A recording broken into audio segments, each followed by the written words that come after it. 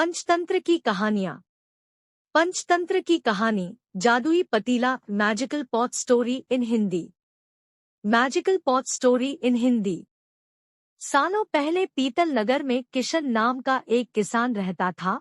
वह गांव के एक जमींदार के खेत पर काम करके किसी तरह अपना घर चला रहा था।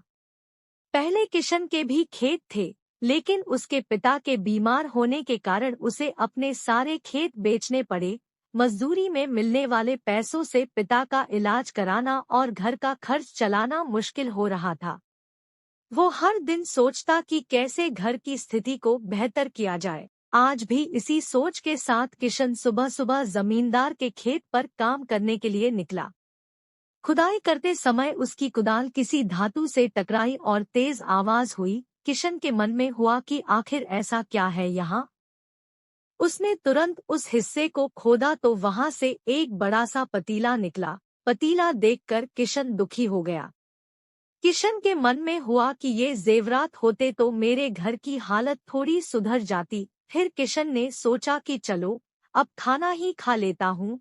किशन ने खाना खाने के लिए अपने हाथ की कुदाल उस पतीले में फेंक दी और हाथ मुंह धोकर खाना खाने लगा। खाना खत्म करने के बाद किशन अपनी कुदाल उठाने के लिए उस पतीले के पास पहुंचा। वहां पहुंचते ही किशन हैरान हो गया। उस पतीले के अंदर एक नहीं बल्कि बहुत सारे कुदाल थे। उसे कुछ समझ नहीं आया। तभी उसने अपने पास रखी एक टोकरी को भी उस पतीले में फेंक दिया। वो एक टोकरी भी पतीले के अंदर जाते ही बहुत सारी हो गई। ये सब देखकर किशन खुश हो गया और उस जादुई पतीले को अपने साथ घर लेकर चला आया। वो हर दिन उस बर्तन में अपने कुछ औजार डालता और जब वो ज्यादा हो जाते तब उन्हें बाजार जाकर बेच आता। ऐसा करते करते किशन के घर की हालत सुधरने लगी। उसने इस तरह से बहुत पैसा कमाया और अपने पिता का इलाज भी करवा लिया। एक दिन किशन ने कुछ गहने खरीदे और उन्हें भी पतीले में डाल दिया। वो गहने भी बहुत सारे बन गए। इस तरह धीरे धीरे किशन अमीर होने लगा और उसने जमींदार के यहाँ मजदूरी करना भी छोड़ दिया। किशन को अमीर होते देख जमींदार मोहन को किशन पर शक हुआ। वो सीधे किशन के घर पहुंचा। वहां जाकर उसे जादुई पतीले के बारे में पता चला। उसने किशन से पूछा, तुमने यह पतीला कब और किसके घर से चुराया? डरी हुई आवाज में किशन बोला, साहब, ये पतीला मुझे खेत में खुदाई के समय मिला था। मैंने किसी के घर चोरी नहीं की है।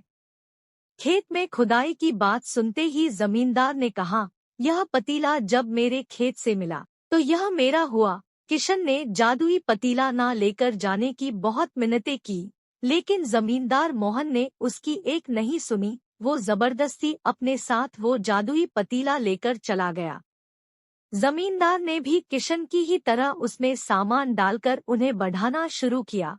एक दिन जमींदार ने अपने घर में मौजूद सारे गहने एक एक करके उस पतीले में डाल दिए और रातों रात बहुत अमीर हो गया। एकदम से जमींदार के अमीर होने की खबर पीतल नगर के राजा तक पहुंच गई। पता लगाने पर राजा को भी जादुई पतीले की जानकारी मिली। फिर क्या था, राजा ने तुरंत अपने लोगों को भेजकर जमींदार के यहाँ से वो पतीला राजमहल मंगवा लिया। राजमहल में उस जादुई पतीले के पहुंचते ही राजा ने अपने आसपास मौजूद सामान को उसमें डालना शुरू दिया। सामान को बढ़ता देखकर राजा दंग रह गया। होते होते आखिर में राजा खुद उस पतीले के अंदर चला गया। देखते ही देखते उस पतीले से बहुत सारे राजा निकल आए। पतीले से निकला हर राजा बोलता, मैं पीतल नगर का असली राजा हूँ। तुम्हें तो इस जादुई पतीले ने बनाया है। ऐसा होते होते सारे राजा आपस में लड़ने लगे और लड़कर मर गए। लड़ाई के दौरान वो जादुई पतीला भी टूट गया। जादुई पतीले के कारण राजमहल में हुई इस भयानक लड़ाई के बारे में नगर में सबको पता चल गया। इस बात की जानकारी मिलते ही मजदूर किशन और जमींदार मोहन ने सोचा, अच्छा हुआ कि हमने उस जादुई पतीले का इस्तेमाल सही से किया। उस राजा ने अपनी मूर्खता के कारण अपनी जान ही खो दी। कहानी से सीख। जादुई पतीले की कहानी से दो सीख मिलती है। पहली कि मूर्खता का अंत बुरा ही होता है। दूसरी यह कि हर सामान का इस्तेमाल संभल कर करना चाहिए, अति हानिकारक हो सकती है।